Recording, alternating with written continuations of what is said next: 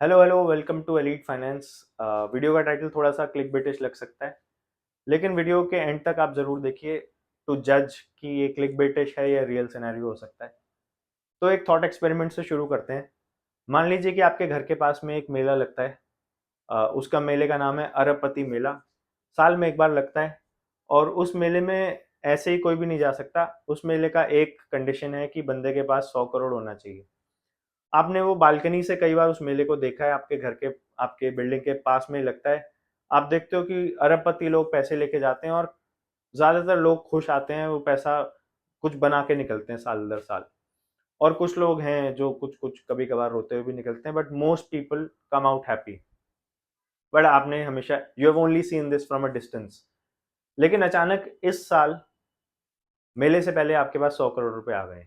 कैसे आए हैं कैसे नहीं आए उस पर डिस्कशन नहीं है। This is thought experiment. तो अब आपके पास दो ऑप्शन है कि आप मेले में जा सकते हैं क्योंकि नाउ यू आर एलिजिबल, और दूसरा ऑप्शन है कि आप नहीं जा सकते। लेकिन अगर आप नहीं गए, आपका मन जरूर है ऑब्वियसली जाने का, बट आपको डर लग रहा है कि कुछ लोग रोते हुए निकलते हैं तो होता क्या है।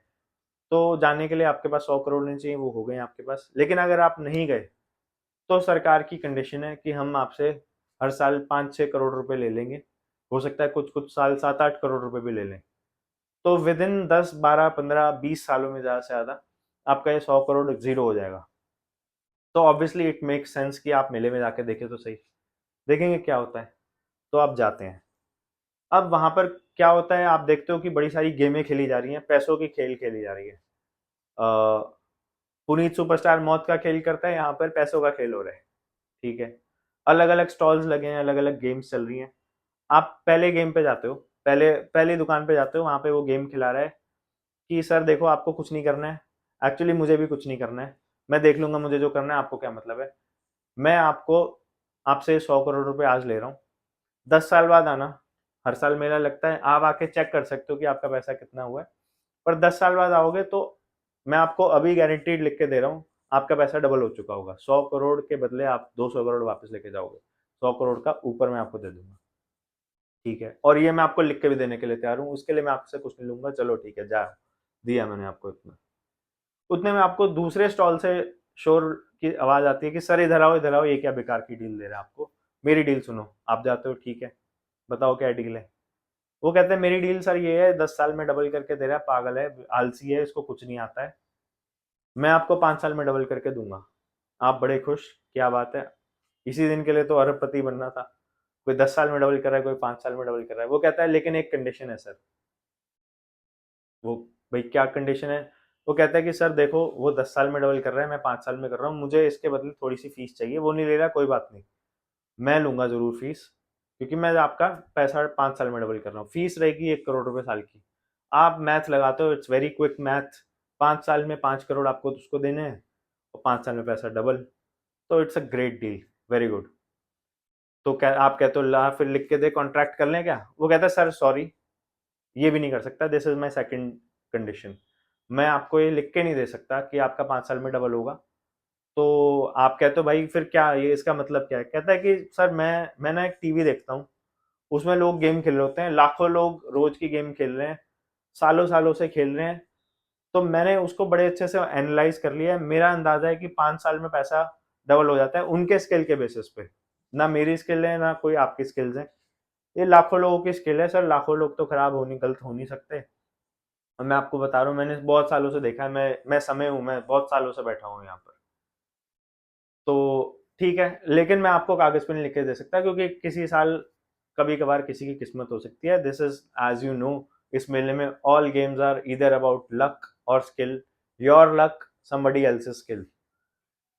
तो ठीक है, आप you are thinking about it. उतने में तीसरी दुकान से शोर मचता है कि सर ये आपको पागल बना रहे हैं, they are giving you bad deals, मेरी डील आके सुनो। आप जाते हो, ठीक है भाई क्या है तेरे पास।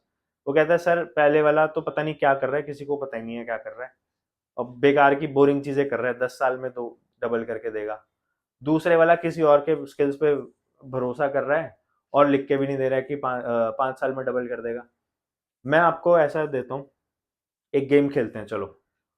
तो आप कहते हो कि ठीक है गेम खिलाओ। वो कहता है कि ये 3 बॉल्स पड़े हैं, ये बॉल्स मैं निकालूंगा और मेरी बड़ी स्किल है, इस बॉल्स में से बॉल्स निकालने की। इसमें क्या है, 3 बॉल्स हैं, इसमें से 2 बॉल रेड है, 1 बॉल ग्रीन है। ठीक है जी, क्या होगा, ग्रीन निकलेगी तो क्या होगा, रेड निकलेगी तो। वो कहता है पहले तो मैं आपको बता दूं सर, मुझे माफ करना, मेरी यहाँ पे फीस थोड़ी सी ज्यादा लगेगी, पर आपके रिटर्न बड़े तगड़े होंगे। आपके जो पैसा जो है वो बड़ी जल्दी मैं डबल करके दे सकता हूँ। कोई 10 साल में कर रहा है, 5 साल में कर रहा है, मैं 1 साल में पैसा डबल कर दूंगा। आप कहते हो यार ये तो बहुत बढ़िया गेम है, चलो खेलते हैं। वो कहता है पहली फीस ये है कि मैं 2 करोड़ रुपए साल के लूंगा। पहले वाला एक कुछ नहीं ले रहा था, दूसरे वाला 1 करोड़ ले रहा था, मैं 2 करोड़ रुपए लूंगा, देखो मैं पैसा भी तो कितनी जल्दी डबल कर सकता हूँ। दूसरा ये है कि ये 3 बॉल्स हैं, इसमें से मुझे मेरी बड़ी तगड़ी स्किल है बॉल्स निकालने की। इस बैग में से मुझे पता है मैं ग्रीन वाली बॉल निकालूंगा। अच्छा जी, ग्रीन वाली बॉल में क्या होगा, ग्रीन वाली बॉल में सर 5 साल से जल्दी ही डबल हो जाएगा। हो सकता है 4 में हो जाए, 4.5 में हो जाए, 3 में हो जाए, 2 में हो जाए, 1 में हो जाए, हो सकता है 6 महीने में पैसा डबल हो जाए, पर 5 साल से तो जल्दी होगा। ये तो दूसरे दुकान वाला है, उससे तो बेटर ही करूंगा मैं। आप कहते हो चलो बहुत बढ़िया, 4 साल में भी हो गया तो मैं 2 करोड़ रुपए साल के दे रहा हूँ, तो उससे बेटर ही मेरा रिटर्न्स निकल के आएंगे। अच्छा, रेड वाली बॉल में क्या है, वो कहता है सर मेरी स्किल है, आप रेड वाली को क्या क्या करना है आपको, रेड वाली से ग्रीन वाली निकालूंगा, मुझे पता है। भाई नहीं, बता तो सही, तू आंख बंद करके निकाल रहा है, रेड वाली में क्या होगा। फिर वो अपने पत्ते खोलता है, कहता है सर रेड वाली अगर निकल गई तो 5 साल में तो नहीं हो पाएगा, 5 साल से ज्यादा लगेगा, हो सकता है 6 साल लग जाए, 7 साल, 8 साल, 10 साल, हो सकता है आपका कुछ साल पैसा डूब भी जाए, हो सकता है 20 साल में पैसा डबल हो। पर सर आप भरोसा करो ना मेरे पे, मैं 2 करोड़ किस बात के साल के ले रहा हूँ, मेरे पास बहुत तगड़ी स्किल्स हैं। तो अब डायलेमा ये है कि पहला तो डायलेमा था कि मेले में जाना है कि नहीं जाना है, मेले में जाना पड़ेगा, सरकार आपसे 5-6 करोड़ रुपए साल के ले रही है, दैट इज इन्फ्लेशन। 5-6%, 7-8% भी real inflation if you think about it हो जाती है। So you are having to go to this mela. पहला जो दुकानदार है that is a proxy to fixed deposit, FD, जो आपको 7% के आसपास रिटर्न देता है, और विच मीन्स 10 साल में पैसा double, and there is no fees involve, and वो लिख के आधी स्टैंप मार के आपको देने के लिए तैयार है फॉर द नेक्स्ट 10 years। दूसरा जो दुकानदार है that is your Nifty index. वो as by now I think most of us know, उसने 12-13% के एनुअलाइज रिटर्न दिए, closer to 13, which turns out to be around doubling every 5 years, हर 5 साल में पैसा डबल। और अगर आप निफ्टी का इंडेक्स फंड खरीदते हो या ईटीएफ खरीदते हो, उसका ऑलमोस्ट 1% या लेस देन 1% आपको फीस देनी होती है, तो वो उसकी 1% की फीस ले रहा है। और जो तीसरे वाला दुकानदार है that is your actively manage mutual funds, जिसमें जो रेड बॉल्स और वो ग्रीन बॉल्स जो हैं, that is the success rate of actively manage mutual funds in beating Nifty. तो वो जब उसने बोला कि 2 बॉल्स रेड हैं, उसमें 5 साल से ज्यादा लगेगा पैसा डबल होने में, क्योंकि 67%, almost 67% of actively managed mutual funds have not been able to beat Nifty returns over the last 3 years period। अब आप इसको गूगल करोगे तो कोई 3 अलग अलग आर्टिकल्स हैं, हर रोज हर महीने नए नए आर्टिकल्स आते हैं, बट जनरली डायरेक्शनली अगर आप देखोगे तो at least 2/3 of mutual funds have not been able to beat their respective benchmarks, जो इस केस में हमने एग्जांपल के तौर पे निफ्टी लिया, एंड अबाउट 1/3 और less mutual funds have been able to beat that 13% mark in case of benchmarking to Nifty and so on and so forth। तो अब सवाल आता है कि जब हम अपना कुछ लाखों, हजारों या मे बी कुछ थोड़े बहुत करोड़ों भी जब हम लगाते हैं मार्केट में, तो हम इस तरह से नहीं सोचते वर्सेस जब हमें एक 100 करोड़ का डिसीजन लेना पड़ रहा है और फीस भी करोड़ों में जा रही है और कमाई भी करोड़ों में हो रही है, और मतलब when you look at big money you have to think very hard। But छोटे पैसे में अगर आप सोचते हो तो आप कहते हो यार ये भी ले लो, वो भी ले लो, देखी जाएगी जो भी है। तो अब मैं बताता हूँ कि कितने लोग ऐसा सोचते हैं कि एक्टिवली मैनेज म्यूचुअल फंड्स, ये जो तीसरा दुकानदार है, कितने लोग इंडिया में ऐसे हैं जो उस पर ज्यादा भरोसा करते हैं, जो आपको ना वो स्टैंप लिख के दे रहा है, वो आपसे फीस भी ज्यादा ले रहा है। So 2% is typically the average, not the average.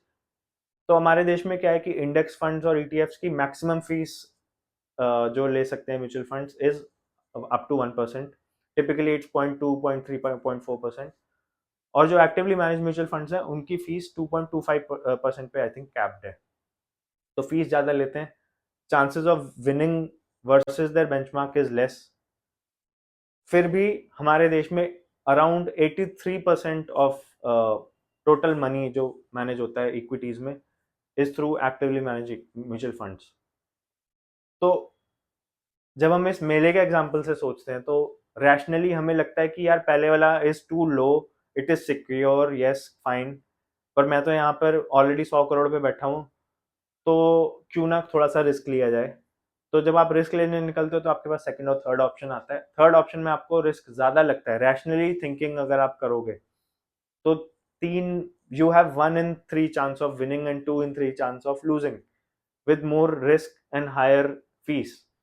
तो इट लुक्स लाइक कि मैकडोनल्ड्स के स्मॉल मीडियम और लार्ज फ्राइज में मीडियम वाला लेना, maybe bad example, but in this case medium वाला which is kind of a mix of almost guaranteed returns with less fees and with some risk involved and higher returns. So most people, if they think rationally, should be choosing an index fund or an ETF. तो हमारे देश में उसकी penetration इतनी ज़्यादा क्यों नहीं है? मैंने आपको बताया 83% ऑफ पैसा जो इक्विटीज में लगा हुआ है that is through actively manage mutual funds, और 17% के आसपास ही है जो इस समय जिसको पैसिव फंड्स भी बोलते हैं, विच इज इंडेक्स फंड्स और ईटीएफ्स में लगा हुआ है। तो इसका कारण क्यों है?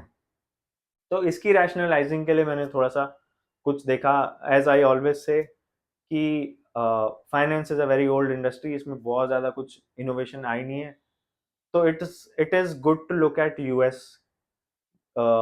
US is a great future predictor for Indian finance markets. जो अगर आपको ये देखना है कि हम कहाँ पर 20 साल बाद होंगे, आप ये देख लो कि यूएस 20 साल पहले कहाँ पे था। So there is perhaps 30 40 50 year gap between US and India. तो यूएस का अगर आप देखोगे तो 51%, so almost half of the total AUM, assets under management, या टोटल इक्विटी में जो लोगों का पैसा लगा हुआ है, that is through index funds. और उसमें most common index I think is S&P 500, जो उनके टॉप की 500 कंपनीज का एवरेज इंडेक्स काइंड ऑफ है, मार्केट वेटेड एवरेज इंडेक्स। तो आधा पैसा वहां पर लोगों ने इंडेक्स में लगाया और आधा एक्टिवली मैनेज फंड्स में लगाया हुआ है, और उनका भी सिमिलर सेटअप होगा। बट ऑफ कोर्स हम लोगों के रिटर्न्स थोड़ी ज़्यादा हैं because of the risk involve and growth involve in India versus US. But comparatively ये तीन ऑप्शंस उनके पास भी हैं, और उसमें इक्विटीज में जो दो ऑप्शंस हैं उसमें से लोग आधे उधर जाते हैं, आधे सेकंड ऑप्शन में, आधे थर्ड ऑप्शन में जाते हैं। और इंडिया में we are at around 17% like I said. तो मे बी आज से 20-25 सालों में we would also be at around 50% mark. But सवाल ये आता है कि पहला तो ये सवाल आता है कि हम ऑलरेडी क्यों 50% पे नहीं है जब हम इतनी लिटरेसी, फाइनेंशियल लिटरेसी की बात करते हैं।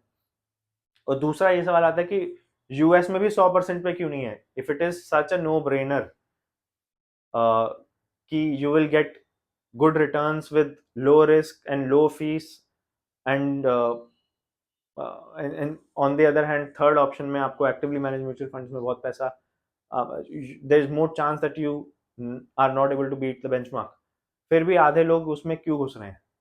तो उसको रैशनलाइज करने के लिए, उसके रीजन समझने के लिए मैंने थोड़ा चिंतन करा। तो this in this video that, और ये वीडियो यहाँ से शुरू नहीं हो रहा है, maybe we are getting closer to the end of this video. I just wanted to throw some ideas and numbers before getting to my conclusions. तो पहला तो मुझे लगता है कि humans are not rational. Awareness दूर रही, ये सब कुछ अलग बात है। Humans are not rational, humans are emotional. तो जब कोई बंदा इक्विटी में इन्वेस्ट करने की सोचता है, तो a lot of people have a tendency to take higher risk, कि भाई मैं अगर मुझे लो रिस्क में जाना था या नो रिस्क में जाना था तो I would stick to fixed income, वहां पे मेरा ऑलरेडी एलोकेशन है या जो भी। अगर मैं इक्विटी में आया हूँ तो मैं बेंचमार्क को तो बीट करने आया हूँ। तो पहला इमोशनल फैक्टर ये आ जाता है कि भाई मैं ही बीट करूंगा and I know the right guy who should be doing it for me. दूसरा आ जाता है it's very boring, again in the sense this is not a rational decision. there is a need for adrenaline rush when you get into riskier adventures, which equity is। equity risky adventure है। तीसरा ये है कि not a lot of people are willing to trust machines। ultimately indices क्या है? Index is a bunch of companies, bunch of equity tickers जो एक algorithm decide करता है, और एल्गोरिथम डिसाइड करने वाले कुछ obviously there is human intervention to some degree, but वो एक एक तरह से एक सेट इन स्टोन हो जाता है कि ये एल्गोरिथम है, इतनी मार्केट कैप की कंपनी, उससे ऊपर की कंपनियां इसमें आएंगी। जैसे निफ्टी का एग्जांपल लें तो Nifty 50 everyone knows is a bunch of 50 companies which is the largest by market cap in India, और उसकी जो वेटेज है वो इक्वल वेटेज नहीं है निफ्टी में मार्केट कैप, और rather free float market cap के बेसिस पे उसकी वेटेज है। तो आपको कभी भी दिखेगा रिलायंस, एच डी एफ सी सबसे ज़्यादा, इनकी मार्केट कैप भी सबसे ज़्यादा में से एक है, और इनकी फ्री फ्लोट मार्केट कैप भी सबसे ज़्यादा में से एक है, तो उनकी वेटेज ज़्यादा है। And then you go on from that to the 50th company. ऐसे ही कुछ स्मॉल कैप फंड्स भी हैं, और टोटल 500 कंपनीज के यूनिवर्स में अपने बहुत सारे इंडस्ट्रीज हैं। तो बात यह है कि a lot of people are not willing to trust a machine or an algorithm. They want human intervention कि मैं किसी को, मैं पैसा अगर इक्विटीज में लगा रहा हूँ तो कोई एक इंसान मेरे बिहाफ पे डिसीजन ले ले।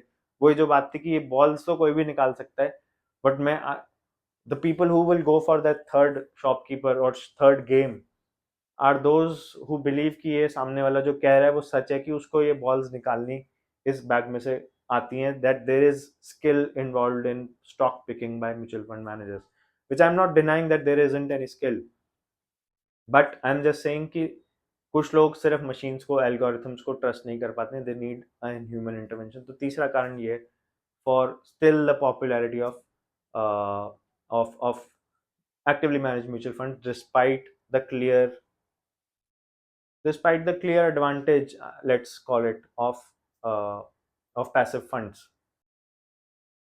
चौथा ये है कि एक लेवल की अवेयरनेस भी कम है इंडेक्स फंड्स को लेकर, and what I am going to say may be a little anecdotal, but it is an important anecdote to my mind.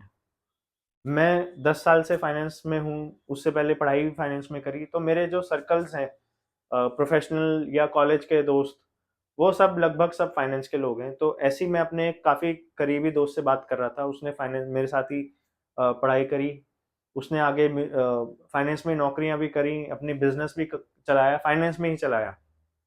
और कुछ दिन पहले मैंने उससे बात करी कि कुछ बात चल रही थी कि कहाँ पे पैसा लगाया जाए, कौन से स्टॉक्स, या थोड़ा सा बंच ऑफ स्टॉक्स में लगाना चाहिए।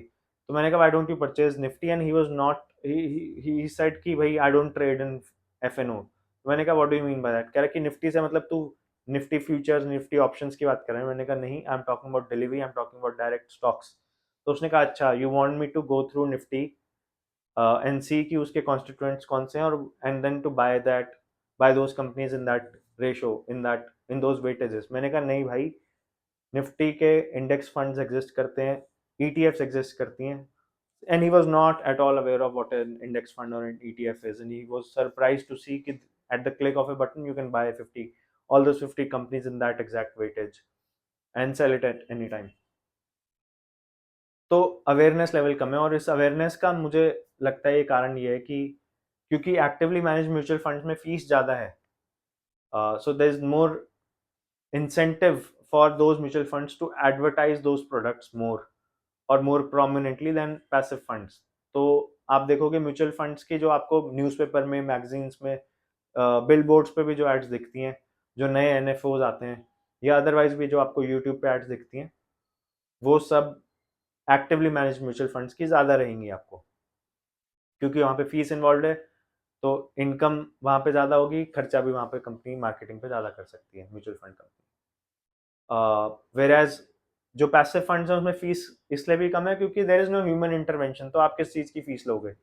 एंड एवरी, सो अगर निफ्टी 50 के बेसिस पे 40 इंडेक्स फंड्स एग्जिस्ट करते हैं या ईटीएफ्स एग्जिस्ट करती हैं, तो सब में कॉन्स्टिट्यूएंट्स, सबके मूवमेंट लगभग लगभग सेम होंगे एज कंपेयर टू निफ्टी। तो I would only go for the lowest fees fund, I as an investor. तो इसलिए कंपटीशन वहां पे ज्यादा है। वेर जब आप एक इंटेलेक्चुअल प्रोडक्ट की तरह आप इसको पोर्ट्रे करते हो, तभी आप देखोगे कि नए म्यूचुअल फंड जो आते हैं उनके जो फाउंडर्स होते हैं वो बड़े फ्लैम्बॉयंट, बड़े आर्टिकुलेट लोग होते हैं, क्योंकि मोर, क्योंकि उनके पास रिटर्न्स पर्सनल मनी मैनेजमेंट की शायद हो, लेकिन उनको आगे के रिटर्न्स पे आपको भरोसा दिलाना है, तो वो नए नए फॉर्मूले लेकर आते हैं। कुछ लोग क्वांटिटेटिव एनालिसिस की बात करते हैं, कुछ लोग फंडामेंटल एनालिसिस की बात करते हैं। Basically everyone is trying to get your attention and trying to make you believe कि उनके पास जो रामबाण आ गया वो किसी और के पास हो नहीं सकता है। तो अवेयरनेस लेवल इस वजह से भी कम है of of of passively manage mutual funds या index, passively manage index funds. तो अब सवाल आता है कि क्या हम सबको उसमें चले जाना चाहिए? देखो, रैशनली एक बस एक मैथमेटिकल थिंकिंग करेंगे तो जरूर जाना चाहिए, but I would equate this to big to what we see around us in social media. अगर सोशल मीडिया पे हर कोई, हालांकि चाहते हैं कई सारे लोग, हर कोई अगर इन्फ्लुएंसर बन जाए, हर किसी के मिलियंस ऑफ फॉलोअर्स हो जाए, हर किसी की कमाइयां वहां से हो जाए, तो कोई भी इन्फ्लुएंसर नहीं रहेगा। If everyone is creating who is watching, so if no one will be watching and everyone will be creating, there will be no following, and if there is a following, there will be no value of that following, so no earnings from that following can be made. So similarly, अगर equilibrium, index funds inherently इस basis पे चलते हैं कि there is equilibrium in the market. कुछ लोग गलतियां करेंगे, कुछ लोग गलत स्टॉक पिकिंग करेंगे, कुछ लोग अच्छी स्टॉक पिकिंग करेंगे। हम टॉप की 50 कंपनियों में रहेंगे, या तो मार्केट कैप से, या अच्छा, इंडेक्स फंड्स में एक और धारणा है कि यार जिनको पता भी है इंडेक्स फंड, उनको बहुत बेसिक वाले इंडेक्स फंड एटीएफ्स पता है कि निफ्टी है, स्मॉल कैप है, मिड कैप है। तो पहले 500 स्टॉक्स में उनको तीन अलग अलग सेगमेंट्स का पता है कि large cap, mid cap, small cap है।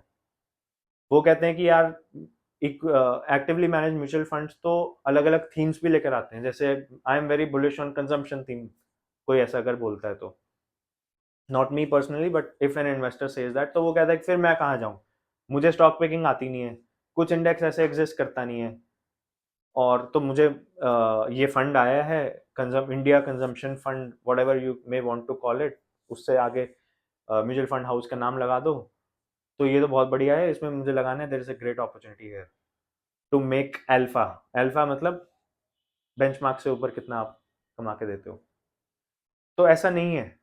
कंजम्पशन या डिफेंस, या आपको कोई भी थीम अगर आपके दिमाग में, think of any plausible theme, and you there is chances कि निफ्टी, एनएससी ने उस पर निफ्टी का एक कोई ना कोई, निफ्टी के नाम से आगे Nifty India consumption theme whatever index बनाया हुआ है। NSC has been doing a great job at creating indices. तो यहाँ पर ह्यूमन इंटरवेंशन की भी जरूरत खत्म कर दी है। तो अगर आपको सेगमेंट बेस पे जाना है, which is market cap based, तो इंडेक्स एग्जिस्ट करती है। अगर आपको थीम बेस पे जाना है, डिफेंस, एक्सपोर्ट, कंजम्पशन, ईवी, तो थीम बेस पे भी उन्होंने इंडेक्स निकाल दिए। आपको सेक्टोरल जाना है कि भाई रियल एस्टेट बड़ा अच्छा चल रहा है, आप देखोगे कि कोई भी सेक्टर, मैं थोड़ा सा डायग्रेस बीच बीच में करता रहता हूँ, but please bear with me and hopefully this will be a beneficial video for you. आप थोड़ा सा डाइग्रेस करके बोलूंगा कि कुछ आपको, आप एक ध्यान रखिए कि कौन से एनएफओस ज्यादा आ रहे हैं। आप देखोगे कोई भी सेक्टर या कोई भी थीम जब पॉपुलर हो जाता है और वो रिटर्न्स दे चुका होता है in the last 12 months, 40%, 50% grow कर गया, उसके बाद में उसके एनएफओस आने लग जाते हैं, because people are searching for that. It's almost like YouTubers who earn from YouTubing, उनको एक एल्गोरिथम ही उनको बता देता है कि भाई इस पे सर्च हो रही है, इस पे वीडियो बनाओ। तो in a way it's a self fulfilling prophecy, जिस पे सर्च हो रही है उस पे वीडियो बन रहा है, जिस पे वीडियो बन रहे हैं उस पे सर्च हो रही है। उसी तरह से जो सेक्टर चल रहे हैं उस पे लोग इन्वेस्टमेंट ऑप्शंस देखना चाह रहे हैं, इन्वेस्टमेंट ऑप्शंस देखना चाह रहे हैं, तो फंड हाउसेस तक वो डेटा पहुंच रहा है, वो उस पे म्यूचुअल फंड्स निकाल रहे हैं। So coming back to my point कि आपको मार्केट कैप बेसिस पे, आपको थीम बेसिस पे, आपको सेक्टर बेसिस पे भी मिल जाएगा, आपको इवन फैक्टर बेसिस पे मिल जाएगा, which is a more mathematical type of fund creation. जैसे कि मोमेंटम अभी बड़ा चल रहा है, momentum is something that people are taking into account, और मोमेंटम ने रिटर्न्स भी बहुत अच्छे दिए। मोमेंटम, तो निफ्टी ने मोमेंटम पे भी 3-4 इंडिसेस बना दिए। तो जैसे जैसे इंडिसेस बनते हैं, उसके corresponding depending on the demand नए नए उस पे इंडेक्स फंड्स और ईटीएफ्स भी आने लग जाते हैं. So there is no dearth of different idea based indices also. तो उसमें भी कुछ ह्यूमन इंटरवेंशन, कुछ स्टॉक पिकिंग की जरूरत नहीं है. एल्गोरिथम बना दिए हैं एनएसई ने और उसका इंडेक्स का नाम दे दिया है. Now the fund house only has to replicate that. और इनकी रीबैलेंसिंग भी बड़े अच्छे से होती है. I think most of these indices are rebalanced on a 6 month basis biannually. ये रीबैलेंस भी होते हैं. वही एल्गोरिथम रहेगा. उस एल्गोरिथम में जो टॉप के फलाने, अगर एल्गोरिथम ने बोला कि टॉप के 25 स्टॉक्स आने चाहिए with these sectors with this theme and they should be rated like so, it will be all done by machines. तो ये सब एग्जिस्ट करता है. So now coming back to my question कि अगर सारे के सारे पैसिव इन्वेस्टिंग करने लग जाएं तो क्या क्या होगा. तो लाइक आई सेड, अगर सबके सभी कंटेंट क्रिएटर्स बन जाएं तो वो कंटेंट क्रिएशन का पूरा धंधा ही चौपट हो जाएगा. Because they will be no viewers, they will be only creators. So there is no viewers, there is no earnings to be made. So creators धीरे धीरे जाने लग जाएंगे. सो इसीलिए मुझे लगता है 50-50% जहां पर यूएस है आज, that's kind of the equilibrium point. क्योंकि होता क्या है कि index is a reflection of individual decision making by individual retail investors, F and O की डिमांड और एक्टिव म्यूचुअल फंड्स. तो कुछ म्यूचुअल फंड्स अच्छा करेंगे, कुछ म्यूचुअल फंड मैनेजर्स खराब करेंगे, कुछ अच्छे डिसीजंस लेंगे, कुछ खराब डिसीजन लेंगे. तभी जाके एक इक्विलिब्रियम बनेगा of what is the right level of a stock and then accordingly एक के ऊपर एक वो स्टॉक लग के what is the right level of index. तो passive investing is great if you are thinking of it as an individual investor, but it may not be even possible to happen if it is if everyone starts to do it. तो ये मेरा पूरा idea था जिस पे मैं सोच रहा था उस पे वीडियो बनाया. तो नाउ अब आप डिसाइड करिए कि वीडियो का जो टाइटल है वो क्लिक बेटिश है कि नहीं. बिकॉज आई एम कंक्लूडिंग कि no, mutual fund, active mutual fund managers will not, everyone will lose their job, some will retain it. Specially अगर कोई कंसिस्टेंटली बीट कर पा रहा है, then it's not a question of whether they have the skills. They do have a skill, they do have the skills. कोई भी किस्मत के बेसिस पे कंसिस्टेंटली किसी चीज में आउट परफॉर्म नहीं कर सकता लाइफ में. दूसरा मुझे लगता है म्यूचुअल फंड मैनेजर्स की, एक्टिव म्यूचुअल फंड मैनेजमेंट की सबसे ज्यादा डिमांड होगी दो कैटेगरीज में. आप देखोगे सारे के सारे जितने भी निफ्टी ने इंडेक्स बनाए हैं वो ज्यादातर पहले 500 स्टॉक्स में खेलते हैं. And if you look at today, the first 500 stocks market cap उनकी 10,000 करोड़ के नीचे नहीं है. सो 10, that's almost like $1 billion plus और $1.1 billion और सो. तो 10,000 करोड़ के नीचे वाले कम से कम 2,000 और स्टॉक्स हैं. तो और उनमें रिटर्न अच्छे आ भी सकते हैं, नहीं भी आ सकते, depending on where we are in the cycle and so on, how the company does and so on and so forth. पर सवाल ये है कि सारे जो इंडेक्सेस हैं वो पहले 500 स्टॉक्स में है. तो anyone who is pure play doing and index investing और पैसिव इन्वेस्टिंग, वो सिर्फ उन 500 स्टॉक्स में ही खेल रहे हैं. तो जिसका मन करता है in getting into micro cap, what is known as micro cap, 10,000 crore से नीचे वाले, उस गेम में अगर किसी को इन्वेस्ट करना है तब वहां पर म्यूचुअल फंड मैनेजर्स की जरूरत होगी. और दूसरा पॉकेट जहां पे मुझे लगता है actively manage mutual fund managers की जरूरत है, वो है अगर आपको हाईली कॉन्सेंट्रेटेड पोर्टफोलियो बनाना है जो पीएमएस वाले अलाउ कर पाते हैं. म्यूचुअल फंड जो पब्लिकली 1,000 रुपए से शुरू होने वाले, 5,000 10,000 रुपए से शुरू होने वाले म्यूचुअल फंड्स जो हैं वो उनमें हाईली कॉन्सेंट्रेटेड पोर्टफोलियोज बन ही नहीं सकते. Because their rules don't allow them to do it, their risk factors don't allow them to do it. लेकिन पोर्टफोलियो मैनेजमेंट सर्विसेज में the portfolio managers can even have portfolios of 5 or 6 or 7 8 companies also. तो highly concentrated portfolios और ultra small cap और micro cap 10,000 crore से नीचे वाली कंपनियों में इन्वेस्ट करने के लिए अभी भी that's where those will be the two pockets that I will look forward to, or rather look for if I am a new age portfolio manager who is trying to outbeat algorithms and outperform indices. So that was the whole idea that I wanted to discuss in this video. आप comment section में नीचे लिख के बताएं कि आपको कैसा लगा. And of course, none of this is an investment advice.